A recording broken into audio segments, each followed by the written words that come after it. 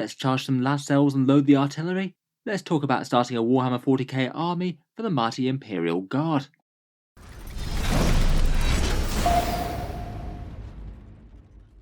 Hello and welcome back to Auspex Tactics, where today we're talking Astra Militarum once more, and in today's video I thought we'd focus on starting an Imperial Guard army in Warhammer 40k currently. I feel like a fair few people might have been drawn into the faction by a rather big model release for them recently, but the Guard certainly are one of the most iconic armies in Warhammer 40k in my opinion, and in this video we're going to talk through them in detail. Let's talk about why you might want to start collecting an Astra Militarum army in the first place, some ideas around planning an army and what you might want to collect, a few ideas on first purchases for getting a force off the ground, and then some ideas on building your first models and expanding the army from there. Loads to talk about, so let's jump straight in. First up, the Astra Militarum, also known as the Emperor's Imperial Guard, represent the vast and sprawling ranks of the Imperial military, the uncounted billions of mortal soldiers defending the Imperium against Xenos and Chaos horrors alike. They are basically normal human militaries trying to fight against the various horrors of Warhammer 40k, and I feel like that's always really quite an inspiring story, with all the crazy things that they can be expected to go toe-to-toe with and fight them with conventional rifles and tanks and artillery. Obviously, Warhammer 40k is a game about the various armies of different factions, though the Imperial Guard are perhaps the most obvious traditional military faction, a big emphasis on regiments and platoons and ranks of officers. In style and feel, they're kind of akin to various different 20th century real-world armies, and some of the regiments draw inspiration from them. The Guard make war with simple but effective mass-produced weaponry, including the trusty lasgun, and usually their waves of infantry are backed up by chunky tanks and the pounding fire of artillery barrages, and it's certainly a tough life for the Imperial Guardsman. You might be ordered to bayonet charge a bunch of orcs by a steely-eyed commissar, and chance of survival is pretty low. Miniatures-wise, as it goes, the Guard in Warhammer 40k have quite a large range. A fair chunk of it was recently redone in shiny plastic. Games Workshop's releases may be focused on refreshing the Caucadian line this time round. New things like heavy weapon teams and infantry squads, plus a few iconic units like Kazakin and the mighty new Rogol Dawn tank. The Imperial Guard used to have a whole bunch of metal regiments produced by Games Workshop to represent the various disparate fighting forces throughout the galaxy, but a lot of those have gone out of production now. The options that you're left with are the Kaschan Jungle Fighters, who have got a rather dated kit, and the Death Corps of Krieg, who just have the one plastic kit, but really quite a nice one at that. There are a fair few older sculpts still within the range, say certain characters and ratlings for example, and recently a bunch of things that used to be classic choices were sadly removed from the codex, things like the Veteran Guardsmen or Special Weapon teams, and again a few characters. Perhaps compared with most, they also have one of the greatest amounts of Forge World units in their army compared with many other factions. Forge World did seem to go through a phase of making a whole load of resin fighting vehicles for the Guard, plus a few infantry options like Death Corps of Krieg. I would also bear in mind though that for the Imperial Guard they perhaps have some of the most scope for using miniatures that aren't from Games Workshop, things like third-party retailers or 3D printed bits, either combined with Games Workshop's miniatures or just completely instead of. Regiments of the Imperial Guard are famously varied, and lots of companies make alternate sculpts for the various regiments that Games Workshop don't support, generic sci-fi people with laser guns. Just for a taste of the Guard range, here's a few of the kits. The blocky and iconic Lehman Russ on the top left, that one's got a Punisher Gatling cannon, a slightly crazy Deathstrike missile launcher, basically an on-battlefield cruise missile. On the bottom left we've got a couple of the new Cadian shock troops, a Cadian Castellan in the middle, one of the officers, the Sentinel with a plasma cannon just above him, and on the bottom right there's an Attilan Rough Rider, basically heavy cavalry in space, and certainly fits in with the Guard theme of slightly outdated technologies. There really are a lot of cool units for the Guard though. Here we've got some Bulgarin Abhuman Ogres, a Commissar ready to execute you if you're not charging to the front line, a heavy weapons team with a heavy bolter, and in the background the mighty Baneblade, the famed Guard Super Heavy that quite a lot of people recognise from the Dawn of War series. When collecting Guard, and certainly if you're getting everything direct from Games Workshop, I would bear in mind that they are an expensive army to collect. If you do just want shiny new plastic to build out your forces, they will set you back more than just about any other faction. Their infantry and vehicles just tend to be fielded en masse, which generally means that you need a lot of them, and it still means that you need to spend more to get a 2,000 point army compared with a lot of other factions in the game. Can certainly be mitigated a bit by using certain third-party things, and Guard do tend to have a fairly extensive backlog of things on sale on eBay. Finally, in terms of gameplay, the current rules are in Codex Astra Militarum. Their playstyle tends to be a fairly ranged gun line for the most part, bar a few oddball units like those Rough Riders and the Bulgrin. The Guard generally tend to revolve around the three major themes of infantry, tanks, and artillery. A lot of the best lists might include a little bit of each: infantry to hold the line, take the objectives, and screen the tanks, tanks to be your mainline damage dealers, and maybe a little bit of artillery to deal some precision firepower where it matters the most. You can definitely go big on each of those themes. And the Codex does have some fun special rules and things, such as their command structure with orders, giving your units powerful boosts depending on what the man in the fancy hat shouts at you. And there's some fun unit upgrades called tank aces, where you can specialise your tank commanders to do different things. In current Warhammer 40k, it seems that they're a pretty solid upper mid-tier army, not one of the very strongest in the game it would seem, but better than the majority of the field in my opinion at the moment. Overall, I think the Guard have quite a lot going for them. More relatable lore than just about any faction in 40k, a fairly decent range of miniatures, even if regimental support could have been a bit better, and really quite effective rules in game at the moment. Perhaps one of the major downsides is the price of the army. Moving on, if you did think that you were going to be collecting Guard, let's talk about planning an army. Probably the first thing for that is to do a bit of reading around them. You could certainly pick up Codex Astra Militarum, that gives you the rules and a fair bit of lore and miniature galleries in one place, but there's plenty that you can find free online as well. Battlescribe and Warhapedia are unofficial things that do the rules free, and there's also Games Workshop's app as well if you wanted to use that, and you can build army lists with it. You can use Tabletop Simulator or proxy models to try things out before you buy stuff, and there's a ridiculous amount of content here on YouTube for the Imperial Guard. I've made really quite a few Astra Militarum videos myself, including a tier list, recent unit overview, and lots of individual unit reviews, but elsewhere you'll find all sorts of things like battle reports to see them in action, painting guides, and lore in abundance. And if you want a more focused channel that is really dedicated to the Imperial Guard, I recommend checking out Mordian Glory. He's got some really fun unit breakdowns and tournament overviews, and is just quite in tune with collecting the Guard in general. Finally, for something a bit more interactive, social media is the place to go. Astra Militarum Discord servers, Facebook pages, or subreddits can be a good place to ask a few silly questions, or just imbibe a bit of what current Guard collectors are doing with their models, either in terms of painting or gameplay.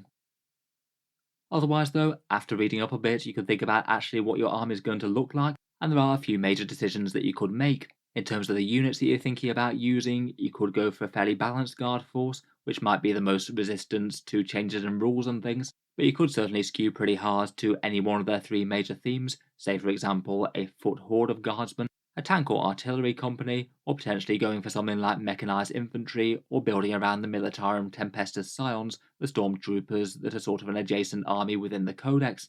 The other major thing will be deciding what sort of regiment that you're collecting. The current Guard Codex actually quite heavily incentivizes mixing up your different units, but I feel like for army cohesion and just appearance on the field, a lot of people just like to go down one way, either collecting Acadian regiments, or collecting Death Corps of Krieg and making heavy use of that Kill Team box set. But if you wanted to go for one of the other storied regiments of the lore, say like the Talon or the Valhallans or something, you might be looking at third-party models or 3D printed bits. Lots of options out there. I have made a which regiment to choose video which you might find helpful, and you could think about drafting up a 500 point or 2000 point army list just for a very rough idea as to where you might be headed.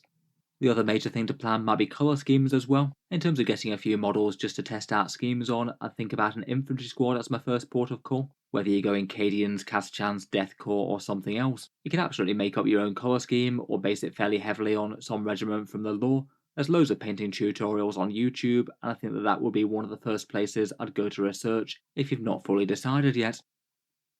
That kind of brings us to first purchases, and in general the usual thing that you'd want to pick up first for the army would be the Codex. The book's £32.50, $55 or €42.50.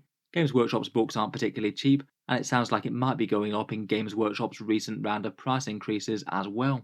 Currently this book has the vast majority of the faction rules within it. Games Workshop often do make some further changes with points and clarify rules and FAQs. If and when they do, they'd be downloadable on the Warhammer community website, but particularly at the moment I would bear in mind that this book might have quite a limited shelf life, which is a bit annoying. 10th edition Warhammer 40k is heavily rumoured to be happening this summer, and most rumours have been saying that they're quite likely to be rescinding previous codexes and issuing new indexes for the rules for the army, meaning that this could be an annoyingly short-lived purchase if you did pick it up at time of recording. I guess it does have a little bit of value alongside just the rules. It does have lore, painting guides, miniature galleries and narrative rules and stuff. Its late release in 9th edition does seem like it could be fairly unhelpful timing though.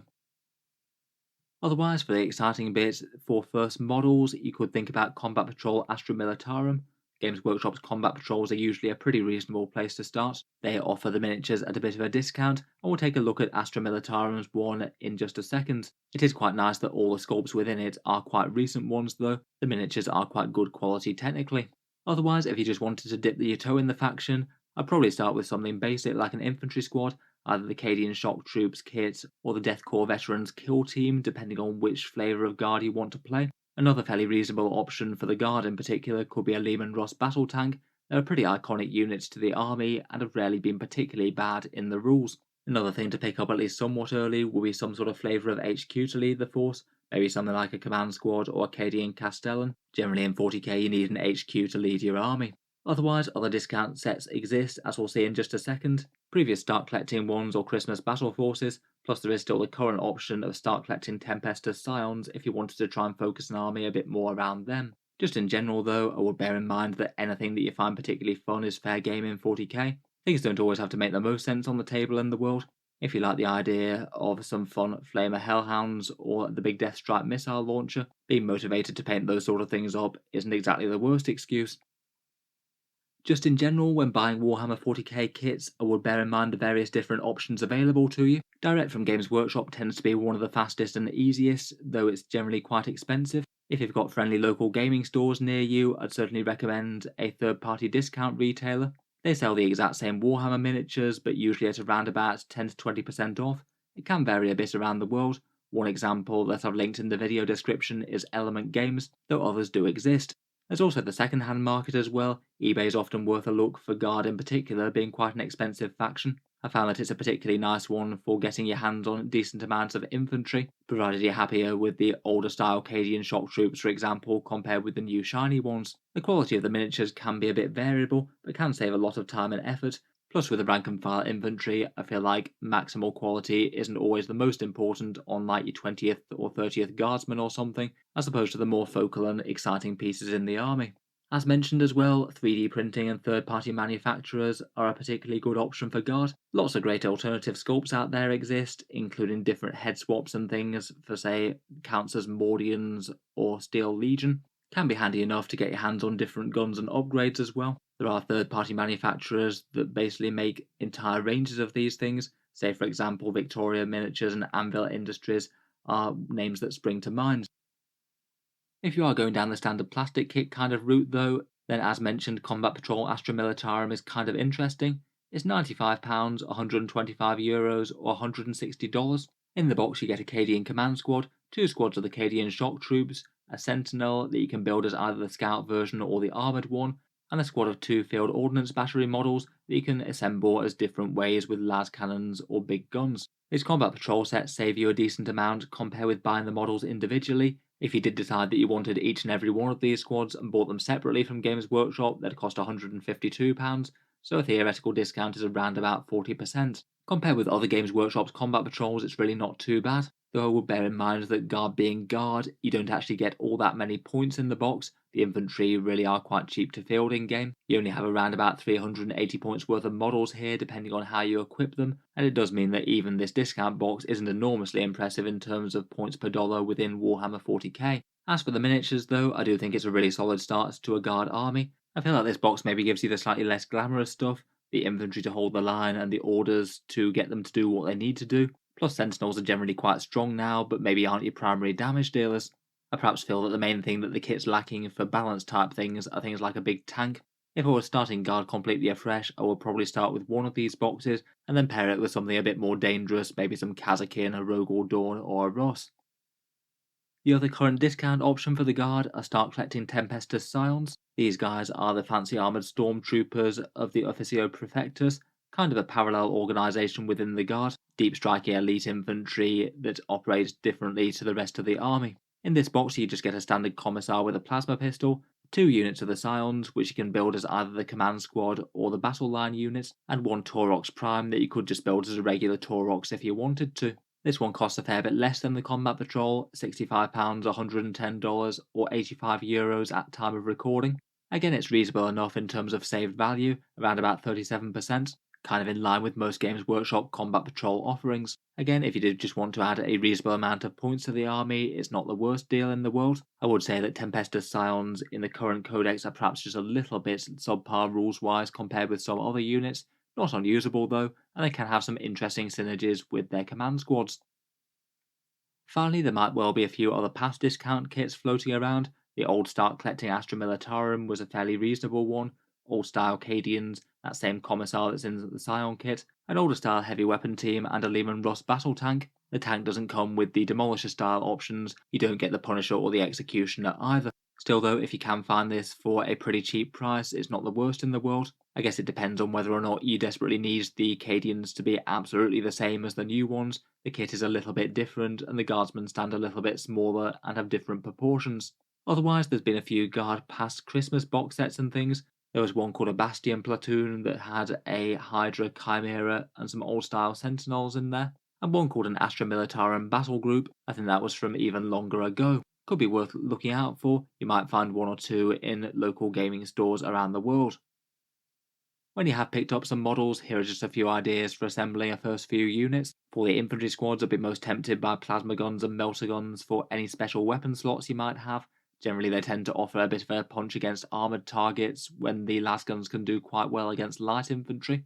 For the Lehman Russ battle tanks, if possible, I would try and magnetise, or at the very least don't glue all the guns in place. If you are thinking that you're going to be collecting Imperial Guard into the long term, you will definitely thank yourself for making a magnetised Lehman Russ or two. It just means that you can vary your gameplay experience by using different turrets and sponsor options, and are somewhat resilient to Games Workshop just changing all the rules and making the best guns different. They do like to do that every so often. It does take a bit of work though, and if you were deciding to commit to things, then currently in game probably the Executioner and Vanquisher are pretty great. Historically though, as the Guard Codex has waxed and waned, the Demolisher Cannon and the Battle Cannon have generally been pretty solid staples, and they're usable enough at the moment. Whole Las Cannon and Sponson Heavy Bolters are both pretty good right now, and again they've had a good track record of being good in 40k's past. Otherwise, for heavy weapon teams, currently the Mortars are probably the best bet there. They're super fragile and easy to kill, so nice to have them hiding out of line of sight. For those field ordnance batteries, again I'd probably go for the Bombast field guns. The heavy las cannons are kind of okay though for some direct fire anti-tank. For the Cadian command squad, I'd certainly take the standard and the Voxcaster. The special weapons and the medics are also good too. And if you were picking up some Tempestus Scions, again I'd probably err on the side of things like plasma guns and melter guns and the hotshot volley guns for special weapons, and the same goes for Kazakin. So ideally from the value kits and perhaps a couple of extra options, I'd try and have established a core of the army, probably some infantry with some orders, and some kind of heavy firepower damage dealers, whether it's tanks or elite infantry. From there you can think about expanding the army, and currently a lot of the top guard lists do tend to gravitate a bit towards a few units quite heavily, though I'd say that most of the codex is generally playable to some level. In terms of units that you quite often see as tournament staples, the Kazakin are pretty excellent. They're elite infantry with their hotshot las guns, and I've got some great synergy with things like Lord Solar and some nice stratagems. Lehman Russes seem to be pretty much the best tank line damage dealers. A lot of lists make very heavy use of them, often with the Executioner plasma cannons. The Vanquishers and Gatekeeper on tank commanders are nice. The Rogue Dawn is pretty solid as well, and I'd rank it kind of similar to the Russes in power. For the troops, I'd be tempted to use the Cadian Shock Troop datasheet. I think it probably is just the most all-round efficient in points. Bear in mind that you could absolutely run non-Cadian models with that datasheet and just make it clear with your opponent that they're using those rules. There are various different ways that you can denote different guard units with things like their shoulder pads. Sentinels are usually pretty handy to have some of, maybe scout deploying on objectives, or just being fairly annoying core damage dealers that are hard to kill for the cost. Lord Solar Leontus is the recent Guard Supreme Commander. He's a fancy man on a horse and more of an Imperial noble than a general, I guess, but he's pretty excellent with just about every unit in the Codex. Command squads are pretty handy to broadcast orders and be near other units for secondary objectives. Their Finial standard is quite good, and I think the heavy weapon squad mortars are pretty useful. You could maybe use Ursula Creed to give them extra strength and hit the enemy extra hard from out of line of sight. Those are just a bit of a taste though. There's certainly lots of other usable options, but I feel like they're some of the most commonly picked. While expanding the army, I'd have a very rough end goal in mind for a 2,000 point army list, buying units individually or in small chunks to build towards a larger force, and certainly being guided by battlefield experiences. Finally, here's just a quick example of what a 2,000 point army list of Imperial Guard might look like. This one was a successful list run by Connor Nichols, who used it to take first at East Anglian RTT, a small tournament. He's gone for the Born Soldiers Regimental Doctrine for auto-wounding on 6s to hit with the guns, really quite a commonly picked one there. To lead the army, he's got a Cadian command squad, Lord Solar Leontus, and a tank commander to provide some tank orders. The tank commander takes a scary relic battle cannon called Gatekeeper. For the boots on the ground, there's 5 units of Cadian shock troops, all of which take double plasma guns, 2 units of 10 Kazakin, the elites with hotshot volley guns, and 2 plasma. One of them takes a fun relic called the Barbican's Key, an option that you can use to teleport a squad across the board. There's 3 units of mortar heavy weapon teams to hide out of line of sight and absolutely rain death on any light infantry on the board. 4 Lehman Russes in the heavy support section, mainly with executioners, though one takes a fearsome Vanquisher cannon for anti-armor duties. 2 tough scout sentinels with las cannons, and then 2 Tauroxes, the guard truck transport, which might be there to transport the Cadian shock troops around. Overall, I feel like it's a fairly good list to showcase some of the strongest things that the guard can bring to the table at the moment. Scary Lehman Russes dealing a ton of damage, a decent amount of bodies to hold the line, and some really good commanding officers to get more out of them with Lord Solar and the Cadian command squad. So anyway, I hope you've enjoyed a bit of a talk through Imperial Guard in Warhammer 40k. Hopefully that's given a little bit of inspiration for getting a guard army off the ground. If any experienced commanders have any particular tips they want to share with people, by all means leave them below as comments, always helpful to help out new players. If you've enjoyed the video, then feel free to subscribe to Auspex Tactics, where I will tend to keep the Warhammer 40k news and updates coming. I have made similar videos to this for just about every faction in the game. If you'd like some more information on the Imperial Guard units, then feel free to check out the video linked in the video description. It's a rough overview of the pros and cons of fielding each choice in game at the moment. Finally, if you have found this video useful, or you've just been enjoying the videos on the channel in general, I would just like to mention that Auspex Tactics does have a Patreon page as well, and you can find that links down in the video description below if you'd like to help support. The channel's Patreon backers are what allow me to keep these videos coming quite so regularly just about every day, so if you are enjoying a lot, any support is enormously appreciated. Channel patrons do get a fair few advantages, seeing certain videos early, regular votes to see what sort of things come next on the channel, and automatic entry into the regular prize giveaways with a chance to win some big model kits each month. If any of that sounds good to you, or you'd just like to help support, the link is down in the video description. In any case, a massive thank you for listening, and I'll hope to see you guys next time.